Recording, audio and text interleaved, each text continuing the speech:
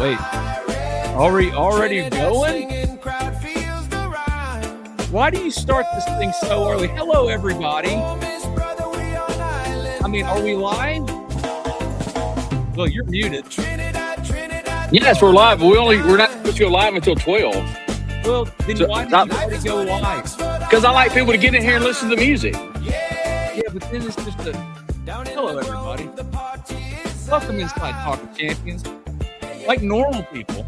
I'm wearing an Atlanta Braves baseball jersey today, by the way. Can you see?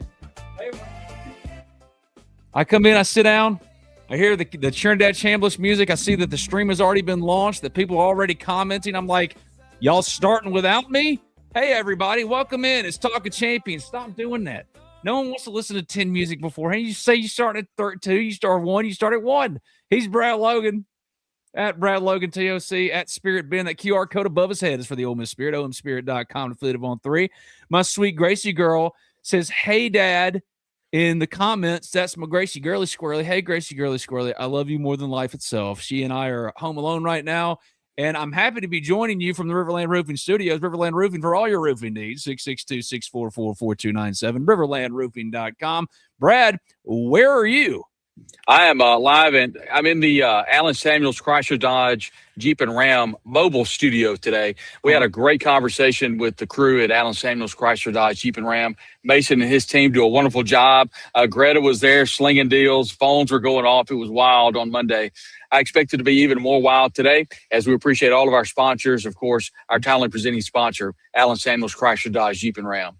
Yeah, I'm surprised no one has said anything about the Jason Hayward jersey. I was just wearing a T-shirt. I was like, I can't wear a T-shirt. You know, Brad's going to be coiffed with the hair and have a collared shirt and look all professional. I don't look any more professional. It's kind of a dope jersey. I don't even know if they wear these navies anymore. But the Braves are repped today on Talk of Champions. If Brad's got hats, maybe Ben can have jerseys since Brad's got spiky hair. I don't know. But a lot happening here on Talk of Champions today. Got Jake Crain of Crain and Company coming up here shortly. He's awesome. He's the absolute best. Uh-oh, we're having some trouble. Let's see. I don't know. Something's going on with the streams and stuff. We'll figure it out. That's what happens whenever I don't set it up. I blame myself. That's why I'm going to be the man in the chair for SEC Media Days. Jake Crane's coming up here shortly. Fred G-Reb says, hotty toddy guys. Dakota King, best person to have on. Jake is absolutely awesome. And Dakota is a part of the Discord stream, or the Discord group that we're building with the Ole Miss Spirit at the Ole Miss Spirit, omspirit.com, affiliate of On3, that you can join and play college football 27. We're going to do a dynasty together and all kind of, you got to pick a one-star program. I'm going to be Delaware. I want to be them Blue Hens. So get in there. I think Dakota's going to be Miami of Ohio. Join the Discord. We'll include that link in the chat for those that might be interested, but it's also on the Ole Miss Spirit, omspirit.com, affiliate of On3. Go check that out. A lot of y'all have signed up. We thank you for it. That's how you can most help out me, Brad, Zach. Scan that QR code on your screen. Join us at the Ole Miss Spirit. $1 for 5 days before it switches to an annual sub, so give it a shout. We'd love to see you. Sawyer Wheatley says it gets the people going. Gracie says, hey, Dad, again. At the Jeep Adventure says, hotty toddy guys. I don't know what John Carter's AI slop is in reference to, but take your word for it. We don't use AI here. We don't. Got to run to a meeting. Y'all have a good one. Thank you, Jeep Adventure. We'll look forward to seeing you back. You can get the replay of this and all of our shows wherever you get your podcast. Talk of Champions. Search it both in Apple, Spotify, on YouTube, of course. That's where you're watching us, as Brad was going to make you listen to 10 minutes of the Trinidad song, I suppose, before we came in and started talking together. It's now time to do the show. Hey, buddy, what's up? How are you? Well, I'm doing well after you just drove me over and then backed over and Johnny sacked me and killed me from The Sopranos. But everything's doing well. We're looking forward to hearing from Jay Crain. I've got so much to ask him, and I worked really hard on the show today, and Ben just crapped all over it. So First of all, you are loved. You are seen. We believe in you. We're thankful for you. We're going to have a good show. Yeah. Look, let's just bring Jake in and let him, tell you how great you are, because apparently, all Ben does is run you down. Hey, Jakey, what's up, man? How you doing? Fellas, I'm doing great. I'm just wondering when Brad's going to go check Patrick Reed's lie or whatever with where he's at. No, appreciate you guys having me, man.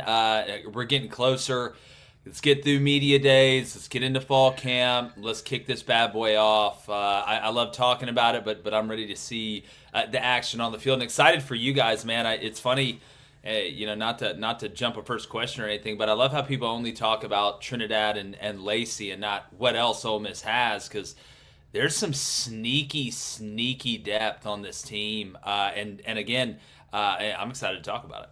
Yeah, well, I'll start it off, and then Brad does what he does, the best interviewer in the business. He had a great interview with Pete Golding that you could check out on our Talk of Champions library, whatever, on YouTube. Go check that out. But I watch Crain and Co. regularly. I'm one of those that writes off y'all. He's good. It's good stuff, man, because it's just about the ball. It's less about the other crap, and I appreciate that. And one thing that I have really taken to, or what took away from one of your most recent shows, is treating that game against LSU September 19th for more than just the return of Lane Kiffin, what it can mean for both teams in terms of SEC championship contention, the swing game of it, and the quarterback matchup. I'm curious, like you've said yourself, that's one of the greatest games in college football next year. I think I ranked it number 2. I don't know how Texas and Texas A&M is better, but it's your show. But that game itself, when you think about where Ole Miss can go this year, the more and more you look at it outside of the obvious, dude, I think you are right on. The swing nature of that game could be massive. Without a doubt. I mean, I think it's one of the rare instances, and really the reason Texas A&M and Texas was one slot above it at 1 was really mostly where it falls on the schedule, because of when Ole Miss plays LSU, A&M plays Texas the last game of the year, and we know where all the cards will be on the table. And if one of those teams struggles and they're out of it, then it's a moot point and it's wrong. But the last 2 seasons, the consequentiality and the hatred of that game, I think the hatred is underrated. But the main point I wanted to make is the obvious is the hate that will happen between Ole Miss and LSU. Yeah. But I think that's underselling the game as a whole. It's one of the few. It's a dual threat game. There's an immense amount of hate. There's a new rivalry brewing. I mean, y'all are punching each other at baseball games. God knows what's going to happen to the football game.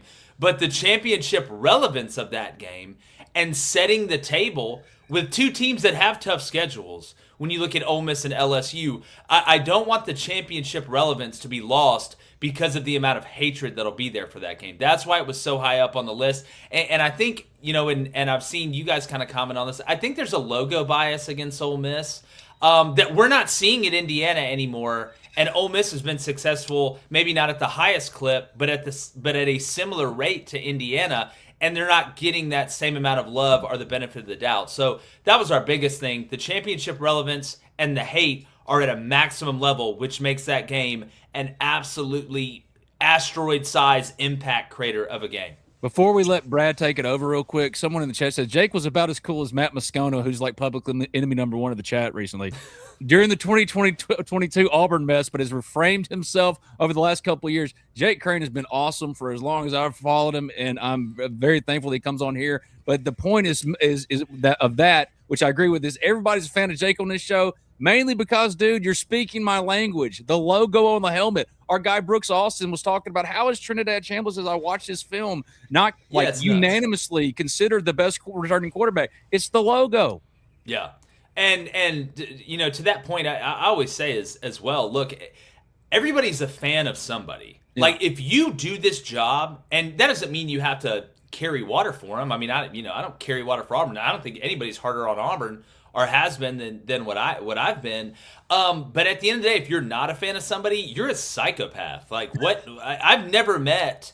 Find me somebody who says, "Oh, I'm not a fan of a certain team. I just love the sport." That's nuts. I almost want to call the FBI when I hear stuff like that. Like, that doesn't make any sense. But like, I'm afraid to turn my back to somebody like that. That's what I'm saying. It's like, I really don't want you around my family if you're doing that, or really driving in general. But no, I call it how I see it. Like, if I thought Ole Miss was going to be bad or Ole Miss was going to be overrated, I would come on here, and I think the work speaks for itself. I would come on here and say that. But I think Pete's in kind of a perfect situation. What do I mean by that? You know how Kirby has to invent controversy or criticism? He's like, they think we're going to go 7-5, and they're like, who thinks we're going to go 7-5? He's like, oh, don't worry about that. They do. It's them. Just they do. Don't worry.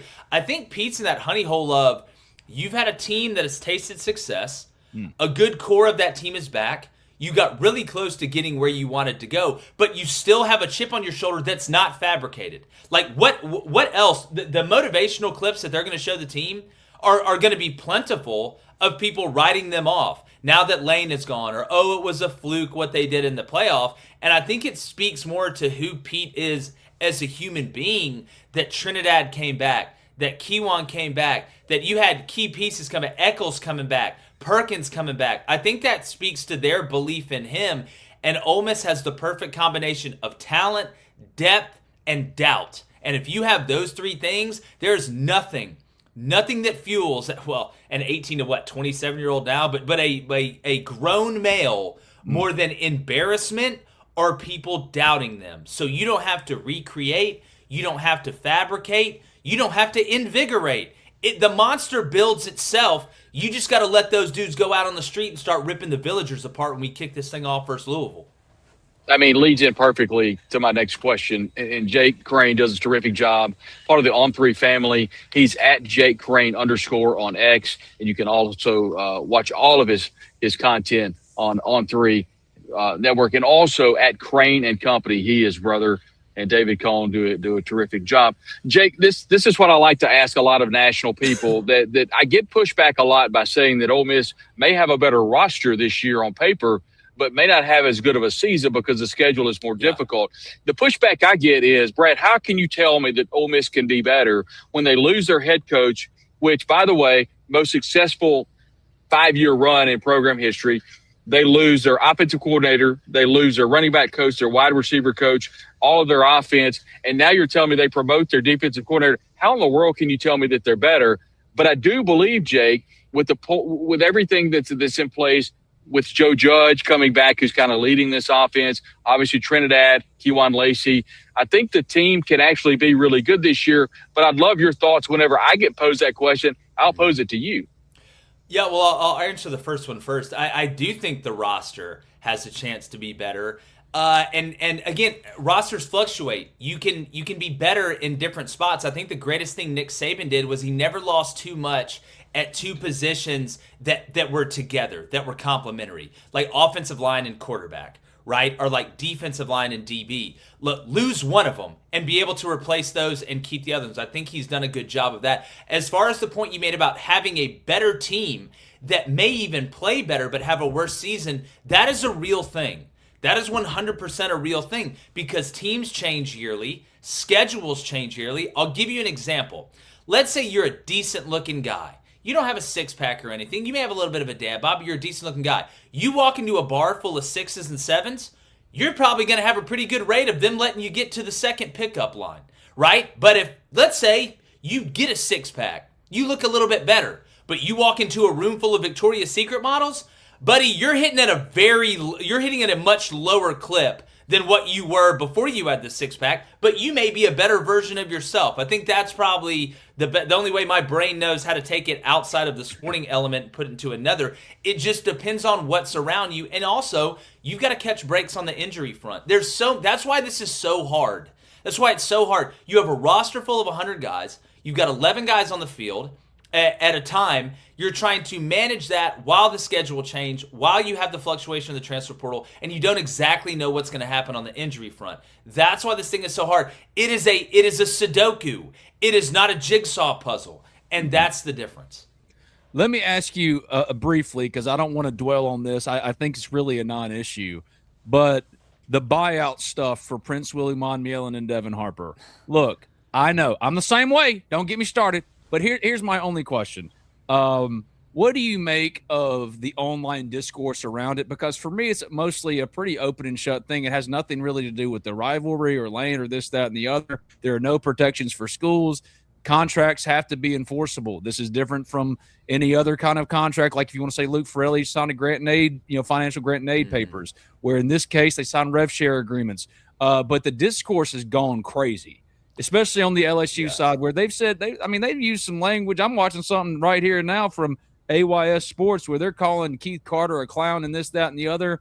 It seems like we can't talk about these things, these real issues facing college sports, without it descending into this madness. I'm curious if you think this is legitimate or just in general about recouping buyout money. I thought this was pretty open and shut. Well, to me, I think it's a macro thing. I don't think this is a micro thing between Ole Miss and LSU, and that's really what you said at the beginning. We've screwed this. I say we. I didn't do anything wrong. We didn't do Y'all nothing. Didn't do anything right. Y'all did it. Who? Y'all. That's exactly right. They did. Yeah, they did. They did. Number one, it's a terrible lesson to teach an 18 and 19-year-old that you can sign a contract and there's no consequences for it. God forbid they go out into the real world where they're not the star wide receiver at the college and they got to go work a real job and they think that's going to work. They're in for an unbelievably rude awakening. So not having consequences on both sides of the contract, and we're not going to get that until they have collective bargaining. I don't love it. I'm not a huge fan of it, but I don't want to let perfect get in the way of better. So that's the macro view to my point. It's all screwed up. And what happens is whoever you root for, just like in politics, the hypocrisy's hilarious, but because we're nuts about our team, right? We love our team. We are willing to go to bat for our team, even if it makes us look hypocritical on the other side of it. I'm not saying that in this instance necessarily, but 70% of the fan base is going to fall on the side of whatever is best for their team. Now, as far as looking at Keith, to me, I think this is very simple. I don't see schools and the NCAA winning a lot of these court battles against the players. It seems like the players win every single one of them. But if you think you could get that money back, I see no problem with going and trying to get that money back. But if you are doing it just out of principle, you're wasting your time and you're adding more fuel to an absolute raging California wildfire right now. So to me, and I'm not a lawyer, so I don't know this. I know four things. They all start with F. Football happens to be one of them. But if you think you can get your money back, then I would do it. But if you're doing this out of screw LSU and Lane Kiffin and this, that, or the other, it's a waste of time to me. So if you can get the money back, get it back. But we got to blanket fix this thing. And I know that's preaching to the choir. And until that gets fixed, then it's going to turn into this village versus village, right? Soviet Union style fight. And it's not even, and that's not even what it should be anyway. No, because, like, honestly, this has nothing really to do with LSU, even though did Lane and LSU probably go, oh, yeah, we'll pay the buyouts, just come on. Of course they did. Like, if you really want it to be over with, just pay the buyout and be done. But that's what they do for coaches, Ben. That's what they do for coaches. They're like, hey, look, all right, you want to go? You got a buyout? We'll pay it. It's worth it. Put it on my tab. Put it on my tab. And yet here it's all of a sudden like, oh, no, this is another Ole Miss LSU thing, and that's not it at all. Real quick, and as Brad's got more questions here. Kendrick, our resident LSU fan in the chat, he said, Ben, what's up? What's up, my man? Thank you for joining us. He was fun yesterday in the chat. And Whit Russell, a friend of my daughter Gracie, says, Mr. Ben, how's it going? Being called Mr. Ben, I turn 40 next month, Jake. Dude. Like, it's tough. I'm 36, Ben. I just got a message on Facebook about my 20th high school reunion. And I mean, I've already been there, done that, bro. Dude, like, it's so crazy to think about. Like, when do I start writing my memoirs? Like, when does that, what's the age of that? Look, all I'm going to say is this, like, all of y'all, and I'm not necessarily saying y'all here, but like everybody else, in my opinion, got abs. I'm thankful that God, like, I used to be mad about that. God gave me a youthful face and hair at 40. All right. Yeah. And that's good. But now that I'm getting the mixture, I'm starting to lose that too. But hey, Whit Russell, how you doing, man? But yes, I just think that this whole buyout discussion, really, we're not targeting or fire everybody where it's supposed to be, which is where are the contractual. This should be bipartisan, Ben. This should be bipartisan. Yes. If you're a fan or a coach, the only people it's not bipartisan for are the players who can get away with it. And the worst part is, it's smart business. If you can get away with it. What did Trump say in the debate? Yeah, I didn't pay those taxes. I found a loophole. You don't want me to pay my taxes? Don't give me a loophole. So it's hard for me to fault guys for making smart business decisions, because I think once this gets fixed, God knows when that's going to happen, you're not going to be able to do that anymore. So I guess, one way to look, you might as well get in while the getting's good. Jake, is it fair to say, in your opinion, that Ole Miss may not get their money, but by going public, like Keith did with Sam Hutchins of the Clarion Ledger, and it broke, is it your opinion that Ole Miss can win in the court of public opinion? Does that matter in this case? Man, I think it just beauty's in the eye of the beholder on this one, man. If how many Michigan fans are going to be like, tonight we're rooting for Ole Miss to win this case? Like, I just feel like it's going to turn into who's suing who from what team, right? That's what it's going to turn into. I just think, honestly, and I'd love to hear what people in the chat say. I think they'd agree. We're just tired of this. Mm-hmm. We're just tired of this. How does a sport that is this popular, that is $1 billion industry, screw this up so badly? So badly by letting all these things out of the box at once. I think we're just tired of it. And that, to me, is what has brought most people together. We're just tired of it, man. Just fix it. Will you just get the damn apartments built? Like, just finish them. Like, I don't care if it's raining or whatever. Just finish them, please. Like, the basement has been unfinished for. Here's the whole just is like collectively bargain, because like Brandon Ayuk isn't playing football because he signed a contract, and San Francisco says we were trying to hold you to the contract. He goes, no, I want to be a Commander. Well, guess what? In the real world, that doesn't work out that way. Yeah. And you can say, well, let him go, but play, like I'm the most pro player person there is. What I'm also saying is like the schools can't get nothing. They got to have some type of protections. This should be, like Jake said, bipartisan. That's well said. But more than that, like I don't blame Lane, and I've said this. I don't blame Lane for going, oh, don't pay it. Who cares? See if anybody forces you to. I agree with him. Like that whole make somebody tell you no. And to this point, nobody's told him or anybody in college football no. And that's our problem. And it has nothing to do with LSU. It has everything to do with this culture's screwed, and man, knowing them guys, they ain't fixing it.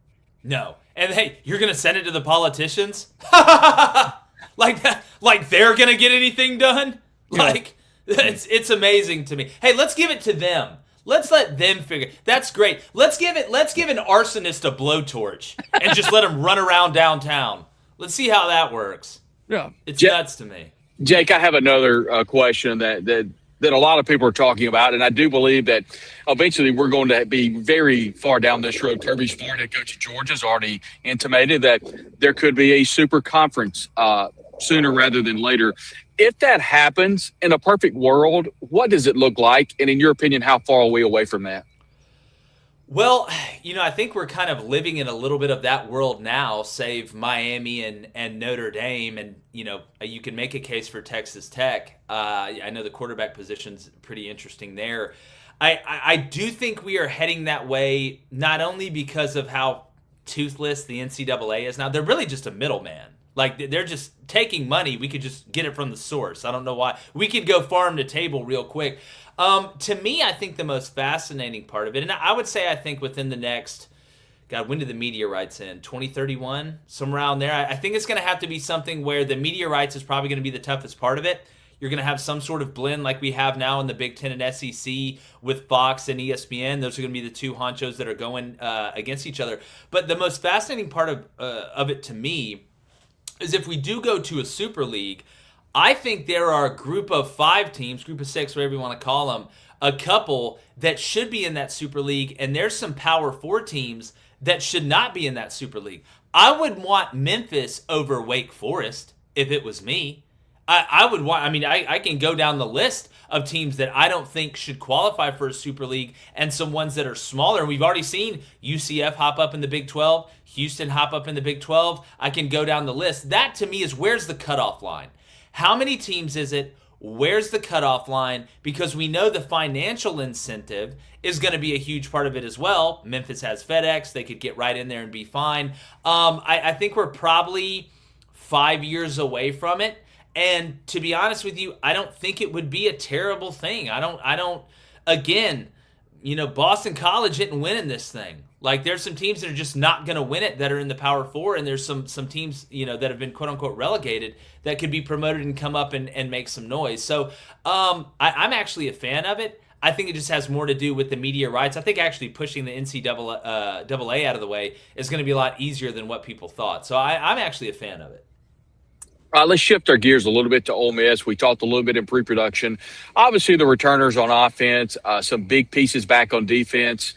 The schedule is much more difficult, Jake, as I know you know. And by the way, we are here with Jake Crain. Jake does a terrific job with Crain and Company, along with a number of others on the On3 network. Jake's also about to be a father again. So, Jake, we wish you all the best in the upcoming days and weeks. And real quick, back in Birmingham 10 years ago, Jake and I were standing there with an iPhone and with a huge recorder to record audio. And look where you are 10 years later. It's been quite a run.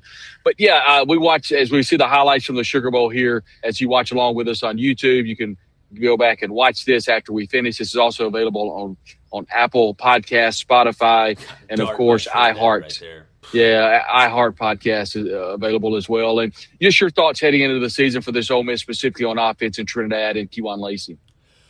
Well, look, we know about Trinidad and Kejuan, right? Like, it's almost more fun for me to talk about everybody else because we already know who these two guys. It's the best duo in the backfield in the country, and I think that's easy to say, in my opinion. I don't think that's controversial or whatever. Some people try and look through the kaleidoscope and pick out a different color. I'm more of a, hey, these guys are the best. It's blatantly obvious. Can we just do this though?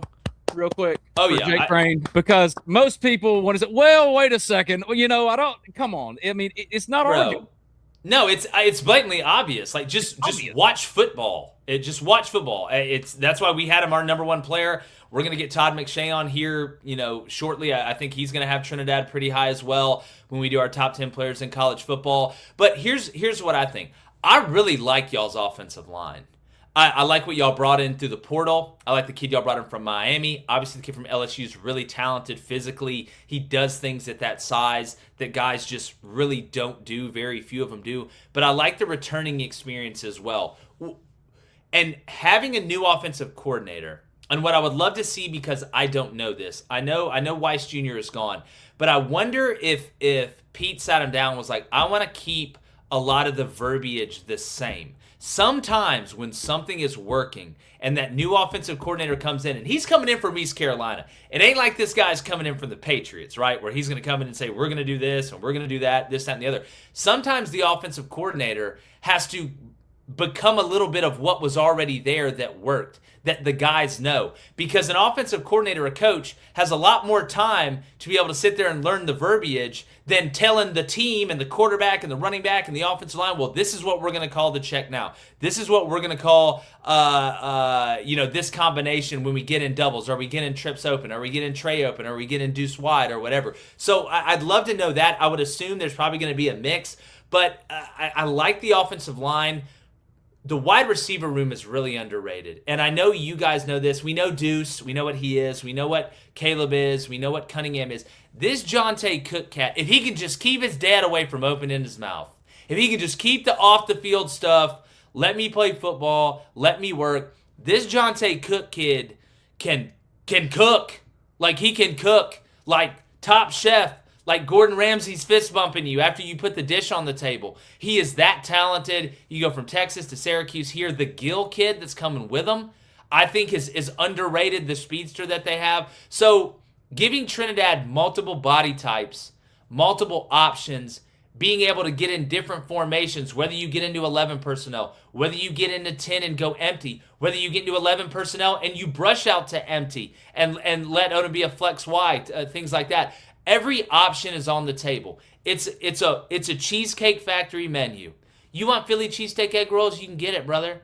You want some pizza? You can get it. Hell, you want something that we don't even know what it's called. It's got a French name. You can probably get it. So it looks good though. It looks good. I'll try it, right? I love the Cheesecake Factory. But yeah. I really, really like the pieces that come with the core. I thought they were very, very surgical in the portal with what they did. Because I'm a firm believer, and I've said this since the transfer portal started. You don't build the boat out of the transfer portal. You plug holes in the boat with the transfer portal. And that's what I think Ole Miss has done. That's why I think it's not going to take them a while to get going. They're not going to have to kind of reinvent themselves in the first couple games. Because I'll tell you, you don't have time with Louisville. Everybody keeps talking about this LSU game and these games in the SEC. You overlook Louisville at your own risk because Brom can do it, and they have elevated themselves on the line of scrimmage, just like Ole Miss has. How did Ole Miss elevate? How did Utah elevate? How did Louisville elevate? How did SMU elevate? You get better up front.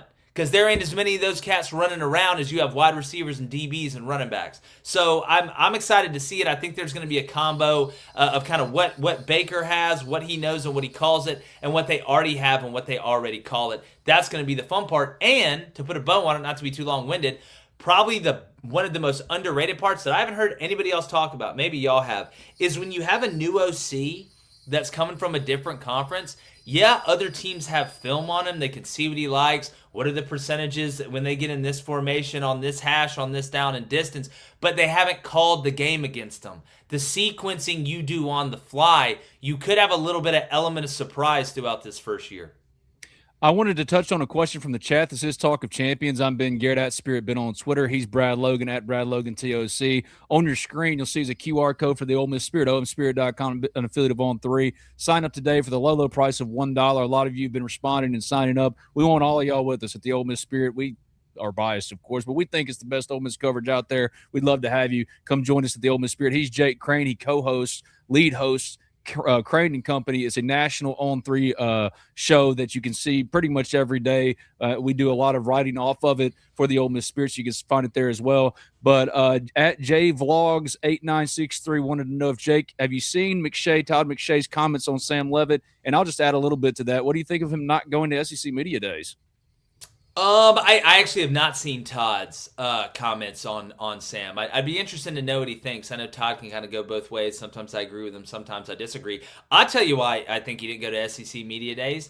Y'all know that, Brad. You know this, Ben. You know how much walking the players do at SEC Media Days. Mm-hmm. He don't need to be riding around on that. No, I don't need you to win the press conference. I need you to win the game. Mm-hmm. Like, I don't need you. Like, I think sometimes we overlook this stuff, or excuse me, we overrate this stuff of who's coming and who's not coming.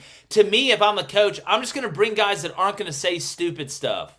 Like, I do not care about being the coolest guy at SEC Media Days or saying the most controversial. Can we get on the plane? We'll dress nice. We'll fly there. We'll answer the questions, and we'll fly back. Like, I'm not trying to win the media. I'm trying to win the game because guess what? You win the game, you win the media. That's how it works. Nick Saban treated the media like beat dogs for 10 years. But you want to know why they didn't grill him? Because the man won. Just shut up and win. So I like Leavitt. I think Leavitt's nasty. I think Leavitt's got a lot of backyard in him, which works in college. Don't know how well that's going to work at the next level. You want to know who he kind of reminds me of a little bit? And Ole Miss fans might not like this. I think he's a little bit of a faster Jackson Dart. Jackson's a little more of a natural passer than I think he is. Sam likes to throw the fastball about 70% of the time. Jackson's got 4 pitches that work. But as far as running, that white boy's got motion now. That's why that foot's so important. He starts running. See, Auburn got the wrong guy for Michigan State. Got the wrong guy. But that's a story for another day. Jake, I want to kind of revisit something we talked about a little bit ago. I had a conversation with a multi-state champion high school coach in Mississippi, and we were talking about Ole Miss. And I said, Coach, that schedule's pretty tough. He says, Brad, I don't mean to be disrespectful, but if you're going to make the college football playoff and you're going to play for a national championship, then you better lace them up and you better get ready every single week. Yeah, the schedule's tougher, but to be the man, you got to beat the man. And I hate to quote Ric Flair on this podcast, but here we are. And you look at the schedule and who really jumps out at you? I mean, obviously we've talked about LSU. We know Georgia's coming to town. Louisville. But Louisville, obviously the neutral site. But you're on the road at Oklahoma. You're on the road against Florida. Auburn, I think, is going to be much better under Alex Golish. Vanderbilt, Texas on the road. Oklahoma, again, it's going to be a tough road for Ole Miss, home and away. What games kind of jump out to you from a scheduling standpoint? Well, to your point, it's the ones that aren't obvious and they're on the road. These are the ones that, as a coach, and again, I did it for 10 years, 6 at the Division I level. The ones that scare me weren't the ones, the big ones, because you're still dealing with human beings. And to quote Nick Saban again, I hate to keep doing it, but the man was the greatest to ever do it. He's like, you can really only get your team up to play 4, maybe 5 times a year. Like, regardless of what you do, how you prepare, what you say. Because you're dealing with human beings and you're dealing with a season. It's a marathon, not a sprint. So, obviously, LSU, Louisville, it's the first game of the year. If you can't get excited for the first game of the year, get off campus. I'll have your mom and daddy come get your suitcase and stuff in front of the football building as soon as they want to. So, to me, it's the at Florida. It's the at Vandy. And look, Oklahoma by that point, I think Oklahoma's got a chance to be really, really good. It's those. It's not the at Texas, duh, right? It's Texas, Georgia at home, duh. It's those ones where you just played LSU on ABC, night game at home. You're going to give a 1,000%. to that one. That's going to be an emotional drain. Can you get up that next week and prepare the same way to go play, I'm telling you, a better Florida team than what a lot of people think in the swamp, in a big test for them, and then you get your bye week. So it's those games. Those are always the ones, I think, as a coach, that worry you and keep you up at night. One final question for Jake Crain. Jake, thanks very much for joining us. You can follow him on X at @JakeCrain_. He's a part of the Crain and Company podcast / show on the national On3 feed.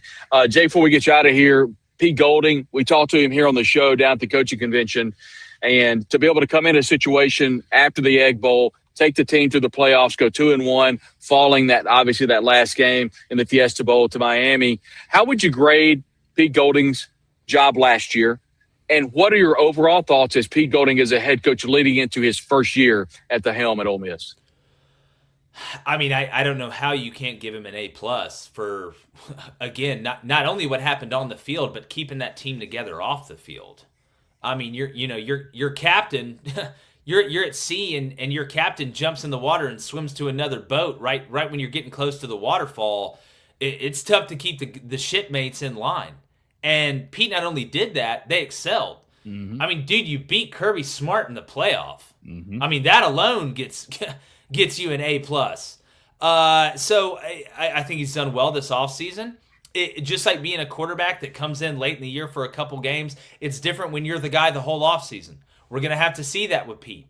But I think he can do it. So, I mean, I don't know how you would look at that run getting that close against that Miami team, which you were deficient compared to them at the line of scrimmage. Trinidad and them were just so good it kept you in it. I think you got to give them an A+.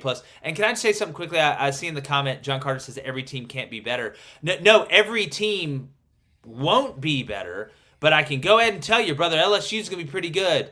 Georgia's going to be pretty good. Texas is going to be pretty good. It's going to be hard for Florida to be much worse than what they were with what they had last year, and you're going on the road to play that game.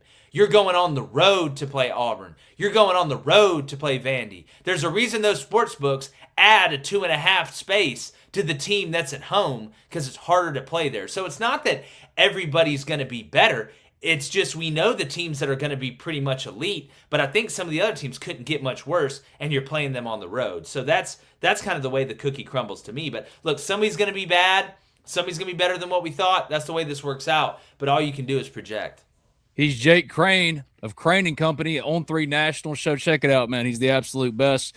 Thank you for joining us, man. We'll get you back on. You're the absolute best, dude. Keep rocking and rolling. No, man, y'all are killing it over there. Y'all do an unbelievable job on that site. I hope Ole Miss fans realize what they have in you guys. And, yeah, Brad, just watch Patrick Reed getting sand on his backswing out there. You know he's going to do it. Right behind me. Yeah, make sure he's caddying for him out there. You know, make sure to get out like the 6-iron if you need to. You know, like that's exactly right. We're gonna have to measure, but appreciate you guys, and yeah, let's do it again soon. He's Jake Crain. Thanks, Jake. He's absolutely awesome, the best. Jake Crain joining us here on Talking Champions. I'm Ben Garrett. He's Brad Logan. Our thanks to him. Our thanks to all of you for joining us here on Talking Champions today. Let's hear from some of our sponsors, and we'll be right back to close this thing out. This is Talk of Champions.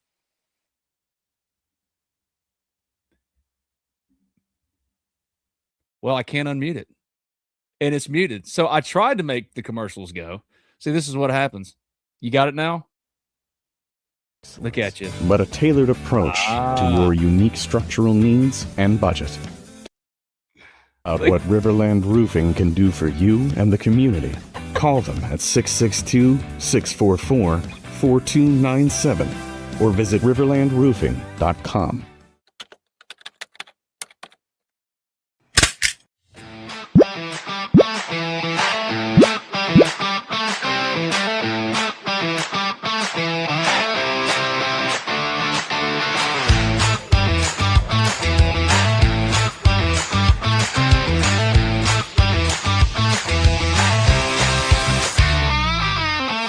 Hey, Rebels, your truck is here.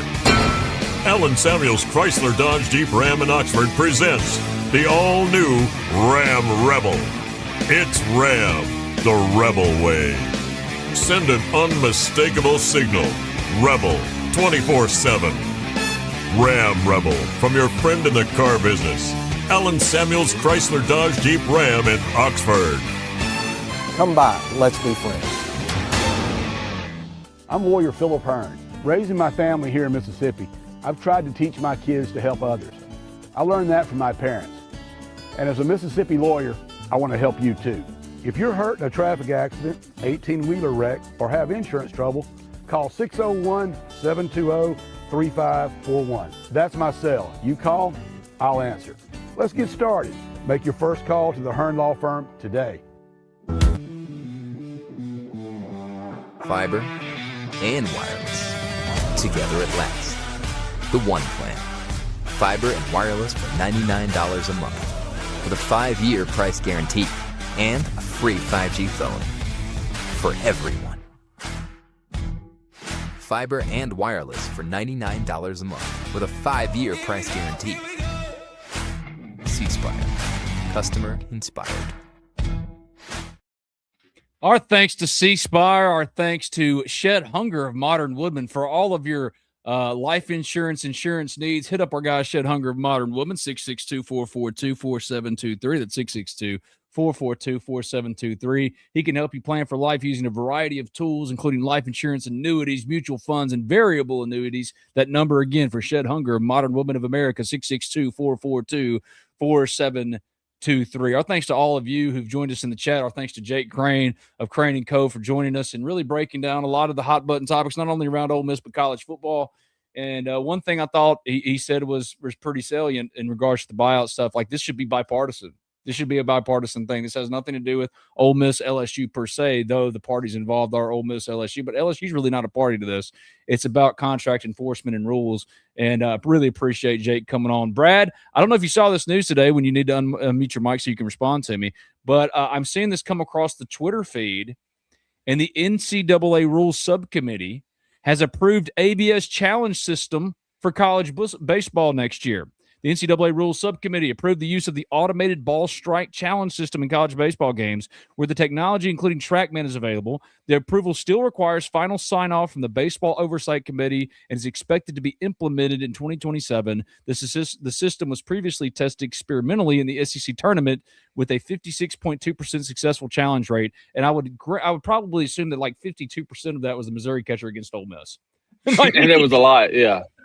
He absolutely destroyed Ole Miss. But I think this is a good thing for college baseball. I wish that there was a uniform strike zone to where we don't get these outrageous challenges, or like we don't get balls that should be called, or strikes that should be called balls, vice versa. But what do you think about ABS coming? Because listen, man, I love the human element of baseball, but not when it comes to balls and strikes. I think this is progress, and I'm not gonna shake progress, even though there's some things I'd like to see done differently about it. But we saw in the SEC tournament what could it look like now that it's coming to baseball potentially on a full-time basis. What do you think about that?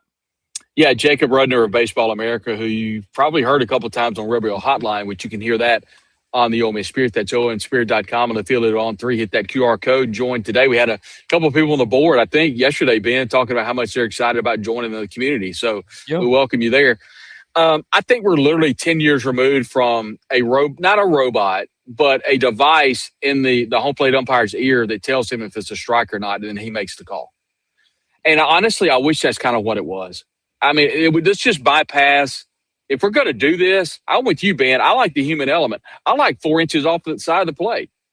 I hate I'm that. fine with it. No, I don't like that. I don't mind it. I mean, college used to be extend the plate, man. Let's don't sit up there and watch a bunch of walks. My thing is if we're going to do one of the most valuable things a hitter can do, get on base. I get it. And then we'll talk about that maybe later. But what I like about the ABS system, if we're going to do that, let's just completely bypass that ABS system and go straight to an automated ball and strike. So the home plate umpire gets a beep in his right ear if it's a strike, a beep in his left ear if it's a ball, and let's just do it. If we're going to do it. Because now what we're going to do, we're going to pull the whole Missouri catcher situation. Oh, that's a strike.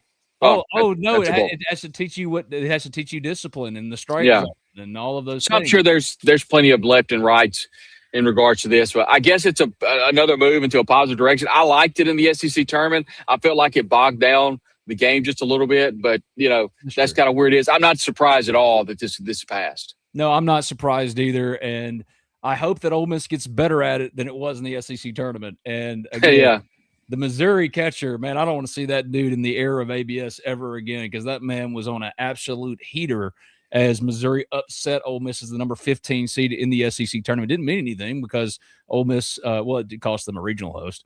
They were already had cost themselves a regional host, but they ended up sweeping regional and super regionals, making it to Omaha, getting swept in 2 games. The first team eliminated, but got back to Omaha in the College World Series for the first time since 2022. A lot of people have asked us about roster things that could be coming down the pike. One, Tristan Bissetta signed with the St. Louis Cardinals, an undrafted free agent. I've been asking about Judd Udemark and Will Furness. Don't have an update on Judd, but Will has not gotten an opportunity yet.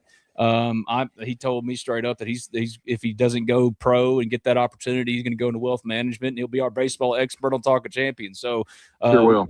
Will can come on anytime he wants to. I hope he gets that professional opportunity. Few were better for Ole Miss and had one of the most seminal moments of the season last year did Will Furness in his postseason exploits. So hope to see him get that. But as far as other MLB draft possibilities, Austin Foley's going to sign. We said this yesterday. I still expect J.P. Robertson to sign if he hasn't signed already as we've been recording.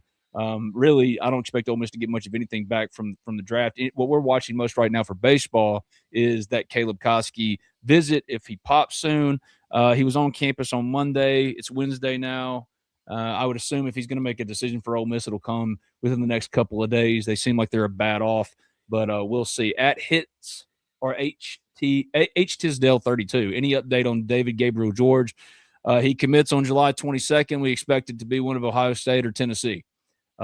Maybe Ole Miss pulls the shocker. I would be shocked to see it, but if they do pull the shocker, that wraps up in terms of the heavy lifting. They don't have really any other needs other than a running back, and even running back's a luxury for them in high school this year. If they shock the world and land him, then, man, from that point on, you're just talking about flip candidates. Caden Moss, Benny Easter, guys like that.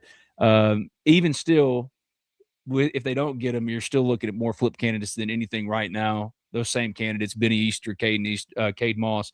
But one guy that would become more at the forefront would be Trey Martin, the 4-star that Ole Miss had some momentum for back in June, and then he ended up committing to LSU. I think there's a little bit of progress being made there. But, again, remember, regardless of what happens in the high school class, whether they get somebody or not, whatever, that is a luxury position for Ole Miss in high school this year. So that's the update on DGG. What are you most looking out for in Ole Miss sports this week, Brad, before SEC Media Day kicks up in earnest next week?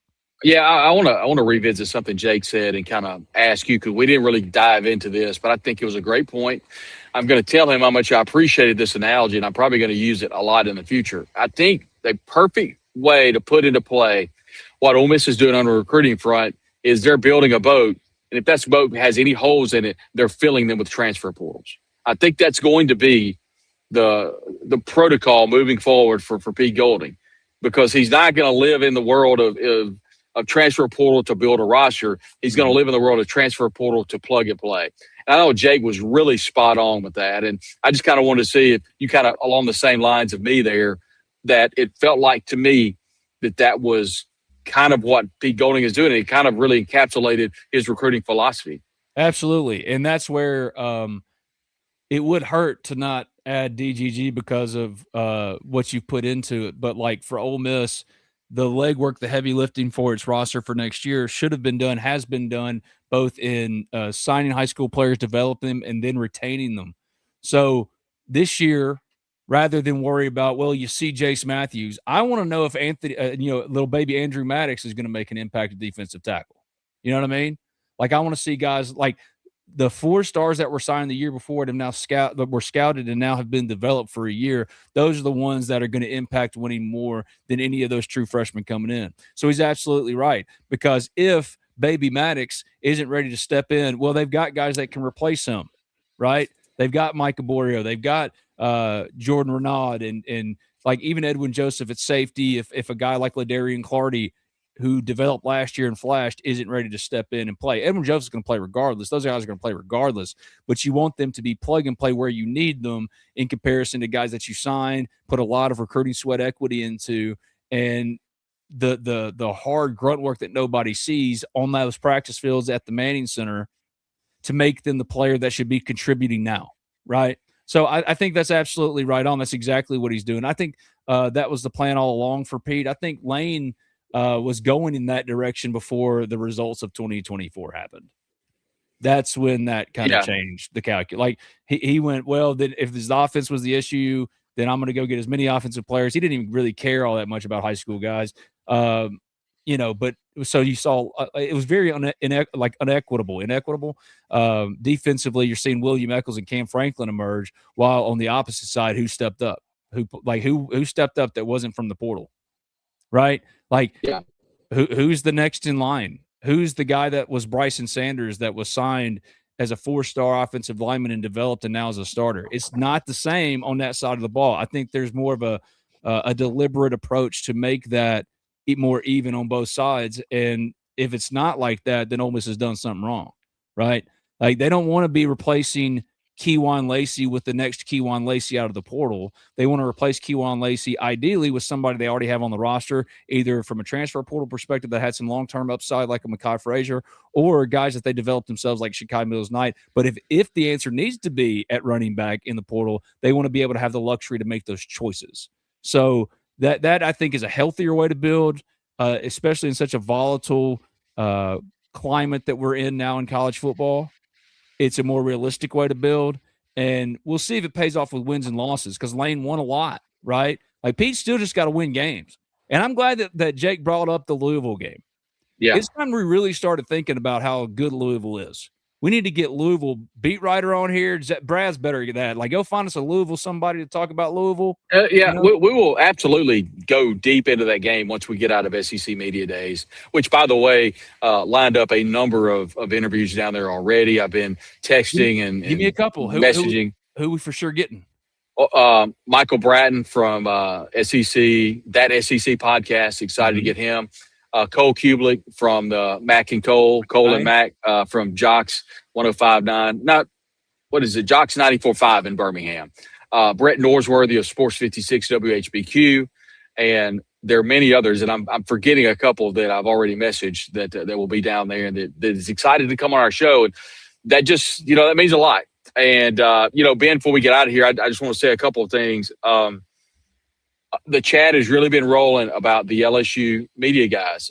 Matt Moscona, who works for, I forget the Louisiana. He's locked on LSU, and it's also another side. And forgive me, for the other outlet that Matt works for. Been on his show. He's been on mine, and got a lot of respect for Matt, like Matt. Same thing goes for Blake Ruffino for AYS. Blake and I go way back.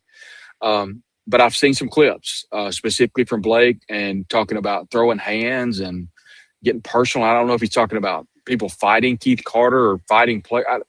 To me, that's just ridiculous. I'm not even going to go there, because that's not what this is about. This is about young men that have signed contracts. They signed contracts to play at Ole Miss. Ole Miss just wants their money back.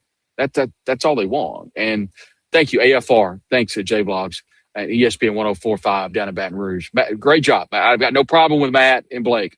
But I push back a little bit on the personal stuff. I mean, I don't understand that. When we're talking about signed contract, we're not talking about verbal agreements. We're not talking about gotcha. We're not talking about, shaking the bus before it gets to campus. Any of that nefarious thing. We're strictly talking about paying money back, and I don't think that's too much to ask. And we'd ask Coach, and I think Jake really put it into perspective. And Hunt Palmer, I'll give Hunt a lot of credit. He's also part of the 104.5 radio team. He came out and he was very open that if you sign a contract, we've efforted him for the podcast, but if you know Hunt or whatever, we'd love to talk to him, because I agree with what he said, that if you sign a contract, you should have to pay that money back. That's all Ole Miss is doing. And I asked Jake this, and Ben, you push back. That's why I love having a show with you. You and I have very different, opinions about things. I think this helps Ole Miss in the court of public opinion about what all the crap that Ole Miss has been through with Lane using a racial card, LSU throwing Ole Miss, and that's what I think this is Ole Miss pushing back through the court of public opinion. And I get people may not see it that way, but I really appreciated what Keith did by talking and get that information getting out from Sam Hutchins, our friend on the program here from the Clarion Ledger, broke that news. And when it got out, it went nuts. OwenSpirit.com that those bias hadn't been paid. We posted that. You did. There was a lot of pushback, Ben. Mm-hmm. Yep. So to be fair, Chuck Roundsville posted that on the Spirit. There was pushback. but it ended up being Chuck Chuck. was wrong. Chuck said initially that that he was mistaken from what he got told, and we clarified it. We clarified the Right. reporting and mentioned that like the buyout for Lane has been paid, but the buyouts for the players have not been paid. And now the reporting has been extended out through Sam Chase Parham too, done a great job of fleshing it out even more, and Yeah. you're seeing more of a public response to this. And it's not like it has nothing to do with the rivalry that, however you classify it, between Ole Miss and LSU. It's purely a bookkeeping thing, and the only line, one of the few, if any, only potentially lines of demarcation left, that if it's crossed, there's very little, if anything, to protect any school. That means that the contract that you re-sign those kids to aren't held to them, right? Brandon Ayuk isn't playing for a reason. Dudes that sign contracts can't get out of a non-compete. It happens to all of us. You could argue their constitutionality, and I would agree with you. Non-competes are nonsense. But having said that, they're there for a reason. They're there for a protection of the corporation themselves. And all these teams are not schools and student athletes. They're corporations and employees that aren't called employees yet until the people in the room they're supposed to fix this stuff actually fix it and collectively bargain with the labor force. All right? So in that way, if it was just that kind of an argument, and take all the rivalry and the school crap out of it, if it was just strictly about contract language and protection and all those kind of things, if it was just everyone on the merits would agree that Ole Miss should be paid the money it's owed. But you've brought in all this other stuff. Like I saw the thing from Blake, and I don't know Blake and Matt Moscona from Adam. Like Brad knows him, and he's got respect. I don't have anything for him one way or another. I don't disrespect him. I don't necessarily respect him. I don't know him. Only from the things I see. And this thing today from Blake Ruffino was pathetic, whatever it was. And I want to think that we took it completely out of context because it's a clip on social media, but they're the ones that tweeted it out. And he's talking about throwing hands and this, that, and the other. It ain't that serious. If you wanted to get that kind of serious about it, like there were other things to save that energy for, I think. This isn't one of them. But yet y'all want to keep bringing that energy to it and then talk about the toxicity of the rivalry. Y'all are the one that are doing that. Y'all are the ones that are feeding into that by turning an issue that should be, as Jake Crain said, bipartisan into something partisan. And that's why nothing can get done because everybody's afraid of everybody else. At JVlogs8963, Ben, if you don't mind, what are your thoughts on Frank Wilson? I think the world of Frank Wilson, I remember him most back when I first started doing this as the guy that guaranteed Joe McKnight, and he wasn't able to deliver. God rest Joe McKnight's soul, but he's always been a dynamic recruiter. I don't buy it as much in terms of others that say like he's like some Louisiana. He is a Louisiana legend, make no mistake, in high school football. But that's going to be what determines. Like Ole Miss is all of a sudden going to have a bigger foothold in Louisiana, a much more significant foothold in Louisiana because of Frank. I hadn't seen that, and I just don't think there's a lot of validity to that. Now they've got two guys committed from Louisiana, one of which is wanted by a lot other than just Ole Miss and Miguel Whitley, a 4-star. But you haven't seen that clean because I think that stuff's kind of overblown. Louisiana kids go to LSU if they're, for the most part. So until he gets one of those big swings like that, like JT Lindsey was a layup for him. Miguel Whitley wasn't a layup, but like he's one, and you would hope that he would get more of that. Great running backs coach. He does all of the things you want. Well, a good running backs coach, but is like Ole Miss gonna suddenly become like the thorn in LSU side for Louisiana kids because of Frank? I'll see it. I'll believe it when I see it. I'll believe it when I see it. Tons of respect for Frank, but just like it's okay to acknowledge the reality. And over the course of my 20 years doing this, for the most part, Louisiana kids go to LSU. It's one of the benefits of being the only school in town, the only game in town. I know ULL and Tulane, but no. Ole Miss is continuing with another SEC school plus a group of 5 school in Southern Miss that used to be competitive, early in the 2000s, right? LSU is the one-stop shop, and that's an advantage they've been, to their credit, been able to tap into and keep consistent for the longest, while Ole Miss has had a battle to keep Mississippi kids in its borders. That's why Ole Miss holding on to 4 of the top 5 in Mississippi this year is impressive. And if they get Caden Moss, that'll be 5 of 6 if you factor in Ty Keys. Think the world of Frank Wilson, but I think a lot of that reputation is more for online shit-talking than in actuality and practice, if that makes sense. Dakota, thank you very much. I think what Dakota was saying is just like you pointed out, Ben, maybe that clip was in reference to something else, talking about maybe making an analogy of someone hit on your wife, you better be ready to throw hands or whatever. And I'm not going to, because I don't want to make it, because people still think I called Lane a hoe when they're missing the broader Well, point. that's not, you didn't. I mean, you didn't. simply, No, that's what I'm saying. But like people always say, well, he's the hoe guy. I don't want Blake to be. I don't know Blake, but like I've experienced that. Like you ain't the throw hands guy. Well, I would love to know what the broader point was. But yeah, I'm sure it was. Off the cuff, it looks bad. It sounds bad, and especially against the backdrop of what this issue and the AYS account reposted it. So they wanted it out. So that's kind of standing on business. You know what I mean? So you wanted it out there. Like I said, that's just kind of where it is, and that's where we're at with this. So it's just more leading into SEC Media Day. We know that Wednesday and Thursday are going to be a zoo. Yep. Because Thursday is Lane and Wednesday is Pete, and we'll have wall-to-wall coverage of everything from the SEC Media Days down in Tampa. Jake will be there. Zach will be there. I'll be there. Grabbing interviews and manning the ship, though, steering the ship. And I love that. I love being the man in the chair like Ned Leeds and Spider-Man. But man, you know me. I want to be there with you. Like last year, we had a table set up. We had talked to Mark Henry. It was amazing. This year, don't think we're doing the table, but Brad is the best on the scene person I've ever known in this game. And I want you to see if we can get Trinidad for a couple minutes. We want Kiwan for a couple minutes. They're going to have time. That's the thing. Like Brad sometimes doesn't like to step on any toes. I like to go, hey, can I talk to you for 2 minutes?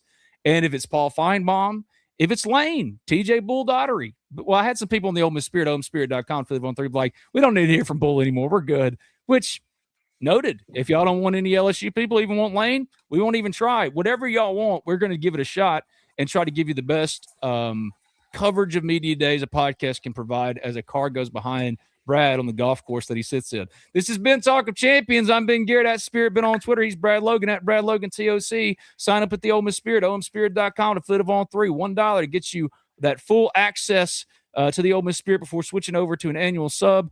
So many of you responded, and we're so thankful. Keep coming in and joining us. That's how you can help me and Brad and Zach the most, man. Join us at the Ole Miss Spirit. Our thanks to Jake Crain, all of y'all in the chat. My guy Sawyer Wheatley, he's absolutely right, Brad. Shoot or shoot. You miss 100% of the shots you don't take. So I want you shooting for, if Kirby wants to come on for 2 minutes, sure. Hustle, baby. You're going to be down there. If you get to be down there and I got to be in the chair, I want to see you doing that thing. But for now, just get off that golf course. Be safe going home, and we'll catch you tomorrow, Friday. We'll talk to everybody very soon. Real quick, Ben, we've got multiple sponsors that are going to be sponsoring our content from down in Tampa. We'll pass those along to you. With all of our sponsors, you've seen our advertisements. You've seen us talk about them. Please go by and see them, patronize with them, and tell them how much you appreciate it, because we could not do what we do without our sponsors. Thanks, everybody.